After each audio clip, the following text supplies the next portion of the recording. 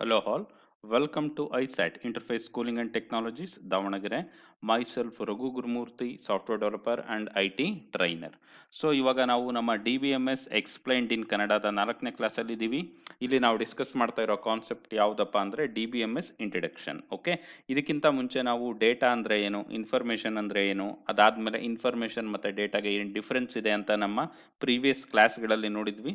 Better go with that. Okay, so ನೀವು follow ಮಾಡಿಲ್ಲ ಅಂತ ಅಂದರೆ ಇಲ್ಲಿ ನಾವು ಈ 4th ಕ್ಲಾಸಲ್ಲಿ ಫಸ್ಟ್ ಬಂದ್ಬಿಟ್ಟು ಡೇಟಾಬೇಸ್ದು ಡೆಫಿನೇಷನ್ ನೋಡ್ತಾ ಇದ್ದೀವಿ. ಓಕೆ, ಏನು ಹೇಳ್ತಾ ಇದ್ದಾರೆ ಡೆಫಿನೇಷನ್ ಅಲ್ಲಿ? A database management system DBMS is a collection of interrelated data and a set of programs to access those data ಅಂತ ಹೇಳ್ತಾ ಇದ್ದಾರೆ. ಸೊ ಇದರ ಅರ್ಥ ಏನು ಅನ್ನೋದನ್ನ ನಾವು ಡಿಸ್ಕಸ್ ಮಾಡೋದಕ್ಕಿಂತ ಮುಂಚೆ ಒಂದಿಷ್ಟು ಬೋರ್ಡ್ ವರ್ಕ್ ಮಾಡೋಣ. ಬೋರ್ಡ್ ವರ್ಕ್ ಮಾಡಿದ್ರೆ ನಮಗೆ ತುಂಬಾ ನೀಟಾಗಿ ಗೊತ್ತಾಗುತ್ತೆ. ಅವ್ರು ಹೇಳೋ ಪ್ರಕಾರ ಏನು ಹೇಳ್ತಾ ಇದ್ದಾರೆ DBMS ಅಂತ ಅಂದ್ರೆ database management system, of course abbreviation ಆಯ್ತದು. ಸೊ ಏನಿರುತ್ತೆ DBMS ಅಲ್ಲಿ ಅಂತ ಅಂದ್ರೆ ಇಂಟರ್ ರಿಲೇಟೆಡ್ ಡೇಟಾನ ನಾವೇನ್ ಮಾಡ್ಕೊಂಡಿರ್ತೀವಿ, ಸ್ಟೋರ್ ಮಾಡ್ಕೊಂಡಿರ್ತೀವಿ. ಇದರಲ್ಲಿ ಡೇಟಾ ಇರುತ್ತೆ ಅಂತ ಅಂದ್ರೆ that is what inter related. Inter related ಅಂದ್ರೆ ಒಂದು ಇದು ಡೇಟಾ ಬೇಸ್ ಇದೆ ಅಂತ ಅಂದ್ಕೊಳ್ಳಿ. ಓಕೆ, ಯಾವುದು ಇದು?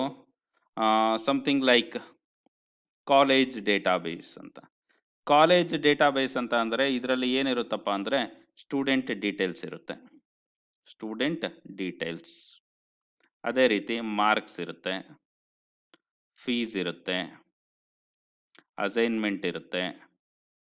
ಈ ಥರ ಇಂಟರ್ ರಿಲೇಟೆಡ್ ಇರುತ್ತೆ. ಅಂದರೆ ಸ್ಟೂಡೆಂಟ್ ಡೀಟೇಲ್ಸ್ಗೂ, ಮಾರ್ಕ್ಸಿಗೂ, ಫೀಸ್ಗೂ, ಅಸೈನ್ಮೆಂಟ್ಸ್ಗೂ ಏನಿದೆ, there is a inter relation. Okay, ಇಲ್ಲಿ ನಾವು ಯಾವುದೋ ಕಾಮರ್ಸ್ದು ಅಪ್ಲಿಕೇಶನ್ದು ಡೇಟಾ ತಂದು ಇಡ್ಲಿಕ್ಕಾಗಲ್ಲ. ಅಂದರೆ ಸಪೋಸ್ ಆರ್ಡರ್ ಡೀಟೇಲ್ಸ್ ಈ ಥರ ಇಟ್ವಿ ಅಂತಂದರೆ ಯಾವುದೇ ರೀತಿ ರಿಲೇಷನ್ ಇರೋಲ್ಲ.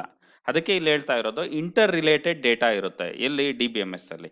ಓಕೆ, ಇಂಟರ್ ರಿಲೇಟೆಡ್ ಡೇಟಾ ಜೊತೆ ಒಂದಿಷ್ಟು ಪ್ರೋಗ್ರಾಮ್ಸ್ ಅಂತ ಹೇಳ್ತಾರೆ, ನಥಿಂಗ್ ಬಟ್ ಸಾಫ್ಟ್ವೇರ್ಸ್ ಅಂತ ಹೇಳ್ಬೋದು ನಾವು. Collection of programs, nothing but software. ಒಂದಿಷ್ಟು ಪ್ರೋಗ್ರಾಮ್ಸ್ ಇರುತ್ತೆ. ಆ ಪ್ರೋಗ್ರಾಮ್ಸ್ ಏನು ಮಾಡುತ್ತೆ, ಈ ಇಂಟರ್ ರಿಲೇಟೆಡ್ ಡೇಟಾ ಇರುತ್ತಲ್ಲ ಇದ್ರ ಮೇಲೆ ಆಪರೇಟ್ ಮಾಡುತ್ತೆ. ಇದ್ರ ಮೇಲೆ ಏನು ಮಾಡುತ್ತೆ? ಆಪರೇಟ್ ಮಾಡುತ್ತೆ.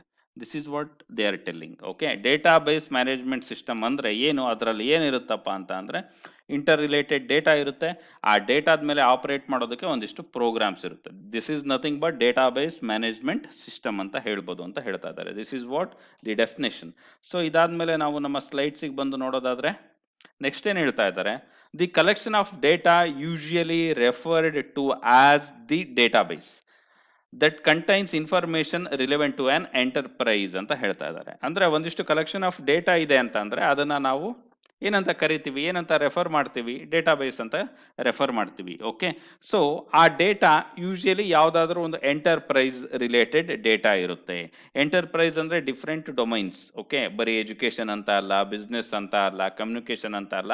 ನಾವು ಅಪ್ಲಿಕೇಶನ್ಸ್ ಅಲ್ಲಿ ನೋಡಿದ್ವಲ್ಲ DBMS ಅಪ್ಲಿಕೇಶನ್ಸ್ ಅಲ್ಲಿ, ಆ ರೀತಿ ಬೇರೆ ಬೇರೆ ರಿಲೇಟೆಡ್ ಡೇಟಾ ಇರ್ಬೋದು ಆ ಏನೋ ಡೇಟಾಬೇಸ್ ಅಲ್ಲಿ ಅಂತ ಹೇಳ್ತಾ ಇದ್ದಾರೆ. ಇದಾದ್ಮೇಲೆ ನೆಕ್ಸ್ಟ್ ಏನ್ ಹೇಳ್ತಾ ಇದ್ದಾರೆ? Example, if we have data about marks obtained by all students, we can then conclude about toppers and average marks ಅಂತ ಹೇಳ್ತಾ ಇದ್ದಾರೆ. ಏನಪ್ಪಾ ಇದ್ರ ಅರ್ಥ ಅಂತ ಅಂದ್ರೆ, ಸೊ ಇಲ್ಲಿ ಒಂದು ಮಾರ್ಕ್ಸ್ ಅಂತ ಒಂದು ನಾವು ಟೇಬಲ್ ಕ್ರಿಯೇಟ್ ಮಾಡ್ಕೊಳ್ಳೋಣ. ಓಕೆ, ಈ ಮಾರ್ಕ್ಸ್ ಅನ್ನೋ ಟೇಬಲ್ ಅಲ್ಲಿ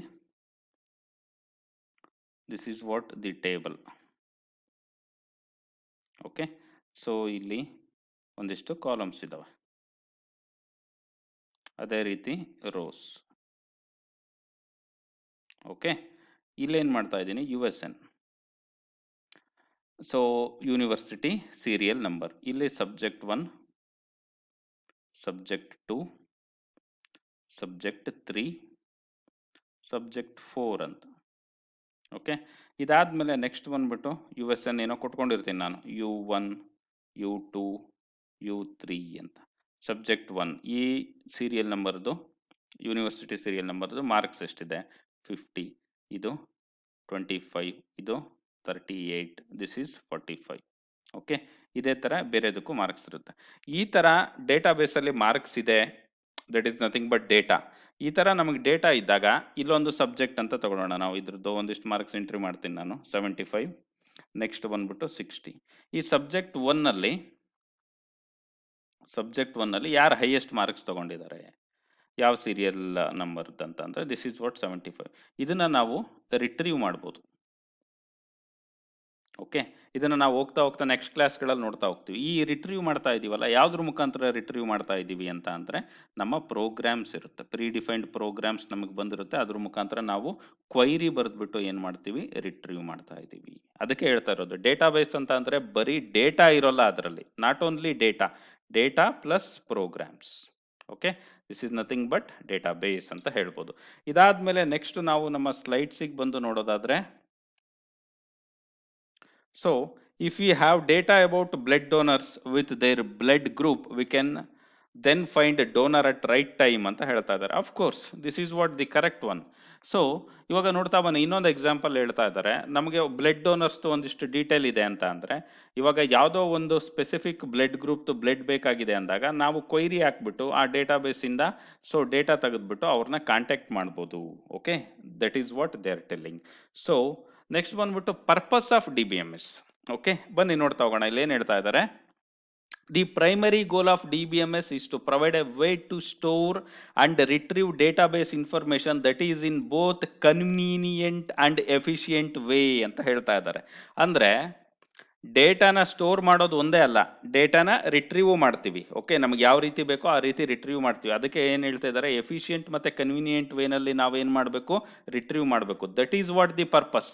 ನಾವು ಡೇಟಾನ ರಿಟ್ರೀವ್ ಮಾಡೋದಕ್ಕೆ ತೊಂದರೆ ಆಯಿತು, ಎಫೆಕ್ಟಿವ್ ಆಗಿ ಮಾಡಲಿಲ್ಲ ಅಂತ ಅಂದ್ರೆ that is what failure of DBMS. Okay, ಯಾವಾಗ ನಾವು ತುಂಬಾ ಎಫಿಷಿಯಂಟ್ ಮತ್ತೆ ಕನ್ವೀನಿಯಂಟ್ ವೇನಲ್ಲಿ ರಿಟ್ರೀವ್ ಮಾಡ್ತೀವಿ, then that is what full ಪರ್ಪಸ್ನ ಏನ್ ಮಾಡಿದ್ಯಪ್ಪ ಅಂತಂದ್ರೆ ಸರ್ವ್ ಮಾಡಿದೆ ಅಂತ ಹೇಳ್ಬೋದು. ಇದಾದ್ಮೇಲೆ ನೆಕ್ಸ್ಟ್ ಏನ್ ಹೇಳ್ತಾ ಇದ್ದಾರೆ, DBMS ಪರ್ಫಾರ್ಮಿಂಗ್ ಬಿಲೋ ಪಾಯಿಂಟ್ಸ್ ಅಂತ ಹೇಳ್ತಾ ಇದ್ದಾರೆ, ಸಾರಿ ಬಿಲೋ ಆಪ್ಷನ್ಸ್ ಅಂತ. ಯಾವ್ದ್ಯಾವ್ದು, ಡೇಟಾ ಇನ್ಸರ್ಷನ್, ನೆಕ್ಸ್ಟ್ ಬಂದ್ಬಿಟ್ಟು ಡೇಟಾ ರಿಟ್ರೀವಿಂಗ್ ಆರ್ ಆಕ್ಸೆಸಿಂಗ್ ಅಂತ ಹೇಳ್ತಾ ಇದ್ದಾರೆ. Next data updating or edit, next ಬಂದ್ಬಿಟ್ಟು ಡೇಟಾ ಡಿಲೀಷನ್ ಅಂತ ಹೇಳ್ತಾ ಇದ್ದಾರೆ. ಏನು ಇದರ ಅರ್ಥ ಅನ್ನೋದಾದ್ರೆ, ಬನ್ನಿ ಇಲ್ಲಿ ನಾವು ಎಕ್ಸಾಂಪಲ್ ಅಲ್ಲಿ ನೋಡೋಣ.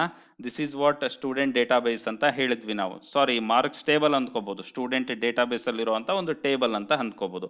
ಇಲ್ಲಿ ನಾನೇನ್ ಮಾಡ್ತಾ ಇದ್ದೀನಿ, ಫಸ್ಟ್ ಇಲ್ಲಿಗೆ ಡೇಟಾನ ಇನ್ಸರ್ಟ್ ಮಾಡಬೇಕು. ಫಸ್ಟ್ ಇಲ್ಲಿಗೆ ನಾನು ಡೇಟಾನ ರೈಟ್ ಮಾಡ್ತಾ ಇದ್ದೀನಲ್ಲ, this is nothing but data insertion ಅಂತ ಅಂತಾರೆ.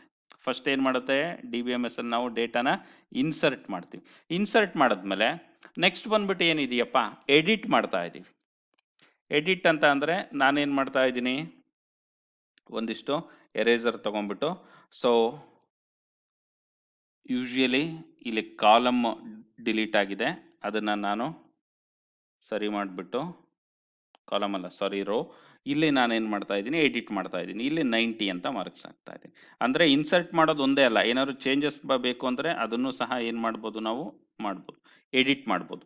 ಅದಾದ್ಮೇಲೆ ರಿಟ್ರೀವ್ ಅಂತ ಹೇಳ್ತಾ ಇದ್ದಾರೆ. ರಿಟ್ರೀವ್ ಅಂತ ಅಂದ್ರೆ ಈ ಯೂನಿವರ್ಸಿಟಿ ಈ ರಿಜಿಸ್ಟರ್ ನಂಬರ್ U2 ಇದೆಯಲ್ಲ, ಅದ್ರದ್ದು ಸಬ್ಜೆಕ್ಟ್ ಟುದು ನಾವೇನ್ ಮಾಡ್ಬೋದು, ಕ್ವೈರಿ ಹಾಕ್ಬಿಟ್ಟು ಡೇಟಾನ ನಾವು ಆಕ್ಸೆಸ್ ಮಾಡ್ಬೋದು. ಓಕೆ, ಅದನ್ನು ಸಹ ನಾವು ಮಾಡ್ಬೋದು. ಅವಾಗ ನಮಗೆ ರಿಸಲ್ಟ್ ಏನ್ ಬಂದಿರುತ್ತೆ, 90 ಬಂದಿರುತ್ತೆ. ಯಾವ ತರ ಕ್ವೈರಿ, ಸಿಂಪಲ್ ಹೇಳ್ತಾ ಇದ್ದೀನಿ, select subject two from marks where USN is equal to U2 ಅಂತ ಹೇಳ್ತಾ ಇದ್ದಾರೆ. ಜಸ್ಟ್ ಇದು ಕ್ವೈರಿ, ಇದ್ರ ಬಗ್ಗೆ ನೀವು ಇವಾಗಲೇ ಬಾದರ್ ಮಾಡೋಂಥ ನೆಸಿಟಿ ಇಲ್ಲ. ಇದ್ರ ರಿಸಲ್ಟ್ ಏನ್ ಬರುತ್ತಪ್ಪ ಅಂದ್ರೆ 90 ಅಂತ ಬರುತ್ತೆ. ಅಂದ್ರೆ ಸಬ್ಜೆಕ್ಟ್ 2ನ ಸೆಲೆಕ್ಟ್ ಮಾಡ್ಕೋ, ಯಾವ ಟೇಬಲ್, ಮಾರ್ಕ್ಸ್ ಟೇಬಲ್ ನಿಂದ ಕಂಡೀಷನ್ ಆಗ್ತಾ ಇದೆಯಲ್ಲ USN ಯಾವುದು, U2ದು, ಅಂದ್ರೆ ಅವಾಗ ಏನ್ ಬರುತ್ತೆ, 90 ಬರುತ್ತೆ. This is what retrieving. ಒಂದು ಎಡಿಟ್ ಆಯ್ತು, ಎರಡನೇದು ಸಾರಿ ಒಂದು ಇನ್ಸರ್ಟ್ ಆಯ್ತು, ಎರಡನೇದು ಎಡಿಟ್ ಆಯ್ತು, ಮೂರನೇದು ಬಂದ್ಬಿಟ್ಟು ಏನಾಯ್ತು, ರಿಟ್ರೀವ್ ಆಯ್ತು. ರಿಟ್ರೀವ್ನ ಯಾವ ತರ ಮಾಡ್ತೀವಿ, ಈ ತರ ಮಾಡ್ತೀವಿ. ಅದಾದ್ಮೇಲೆ ನನಗೆ ಬೇಡ ಮರಾಯ, ಡೇಟಾ ಬೇಡ ನನಗೆ, ಅದನ್ನ ನಾನು ಡಿಲೀಟ್ ಮಾಡ್ತೀನಿ ಅಂತ ಅಂದ್ಕೊಳ್ಳಿ. ಯಾವ ರೀತಿ ನಾವು ಡಿಲೀಟ್ ಮಾಡ್ಬೋದು, ಈ ರೋ ಇದೆ, ಈ U3 ಬೇಡ ನನಗೆ ಡೇಟಾ ಅಂತ ಅಂದ್ರೆ ನಾನು ಅದಕ್ಕೆ ಮತ್ತೊಂದು ಕ್ವೈರಿನ ಬರಿತೀನಿ. ಆ ಕ್ವೈರಿ ಬರೆದ್ಬಿಟ್ಟು ಇದನ್ನ ಪೂರ್ತಿ ಕಂಪ್ಲೀಟ್ ಆಗಿ ಏನ್ ಮಾಡ್ತೀನಿ, ಡಿಲೀಟ್ ಮಾಡ್ತೀನಿ. ಈ 4 ಆಪರೇಷನ್ಸ್ನ ನಾವೇನ್ ಮಾಡ್ಬೋದು, we can able to perform by using DBMS tool ಅಂತ ಹೇಳ್ತಾ ಇದ್ದಾರೆ. ಇದಾದ್ಮೇಲೆ ನೆಕ್ಸ್ಟ್ ಏನ್ ಹೇಳ್ತಾ ಇದ್ದಾರೆ, DBMS ಸಾಫ್ಟ್ವೇರ್ಸ್ ಯಾವ್ದ್ಯಾವ್ದಿದೆ ಮಾರ್ಕೆಟಲ್ಲಿ ಅವೈಲೇಬಲ್ ಇರುವಂಥ ಸಾಫ್ಟ್ವೇರ್ಸ್? ಮೈಕ್ರೋಸಾಫ್ಟ್ನವ್ರದ್ದು SQL ಸರ್ವರ್ ಅಂತ ಇದೆ. ಅದೇ ರೀತಿ ಆರೆಕಲ್ದು MySQL ಮತ್ತೆ ಆರೆಕಲ್ ಅಂತ ಇದೆ. We have many options. Okay, PostgreSQL, DBase, Couchbase, SQL Lite, MongoDB, LibreOffice Base, ಆಮೇಲೆ MariaDB. These are what many options what we have. Okay, so ಇದರಲ್ಲಿ ನಮ್ಮ ನೀಡ್ಗೆ ಯಾವುದು ಸೂಟ್ ಆಗುತ್ತೆ ಅದನ್ನ ನಾವೇನ್ ಮಾಡಬೇಕು, we need to use, that's it. Okay, so ಇದರಲ್ಲಿ ನಾವು ನಮಗೆ ಬೇಕಾಗಿರುವಂಥ ಟೂಲ್ನ ತಗೊಂಡು ಎಕ್ಸ್ಪ್ಲೈನ್ ಮಾಡ್ತಾ ಹೋಗೋಣ ನಮ್ಮ ಅಪ್ಕಮಿಂಗ್ ಕ್ಲಾಸ್ಗಳಲ್ಲಿ. ಇಷ್ಟಾದ್ಮೇಲೆ ಕ್ವಶನ್ಸ್ ಅಲ್ಲಿ ಏನು ಹೇಳ್ತಾ ಇದ್ದಾರೆ, define DBMS. Okay, it is very much clear. Database management system ಅಂತ ಅಂದ್ರೆ ಅದರಲ್ಲಿ ಡೇಟಾ ಇರುತ್ತೆ, ಜೊತೆಗೆ ಆ ಡೇಟಾದ ಮೇಲೆ ಆಪರೇಟ್ ಮಾಡೋದಕ್ಕೆ ಒಂದಿಷ್ಟು ಪ್ರೋಗ್ರಾಮ್ಸ್ ಇರುತ್ತೆ. ಓಕೆ, ಅದಾದ್ಮೇಲೆ ನೆಕ್ಸ್ಟ್ ಏನ್ ಹೇಳ್ತಾ ಇದ್ದಾನೆ, lists the operation carried out in DBMS ಅಂತ. ಎಷ್ಟಪ್ಪ ಆಪರೇಷನ್ಸ್? ಅದ್ರಲ್ಲಿ 4 ಆಪರೇಷನ್ಸ್ ಮಾಡ್ತೀವಿ. ಒಂದು ಡೇಟಾ ಹಾಕೋದು, ನೆಕ್ಸ್ಟ್ ಬಂದ್ಬಿಟ್ಟು ಹಾಕಿರೋ ಡೇಟಾನ ರಿಟ್ರೀವ್ ಮಾಡೋದು, ಅದಾದ್ಮೇಲೆ ಏನ್ ಮಾಡ್ತಾ ಇದೀವಿ, ಡೇಟಾನ ಎಡಿಟ್ ಮಾಡೋದು, ಬೇಡಪ್ಪ ಅಂದ್ರೆ ಡಿಲೀಟ್ ಮಾಡೋದು. These are what 4 operations. Next ಬಂದ್ಬಿಟ್ಟು list out different DBMS softwares available. Main ಆಗಿ ಹೇಳ್ಬೇಕಪ್ಪ ಅಂದ್ರೆ MS SQL ಇದೆ, MySQL ಇದೆ, Oracle 11G 12G ಅಂತ ಡಿಫರೆಂಟ್ ವರ್ಷನ್ಸ್ ಇದೆ.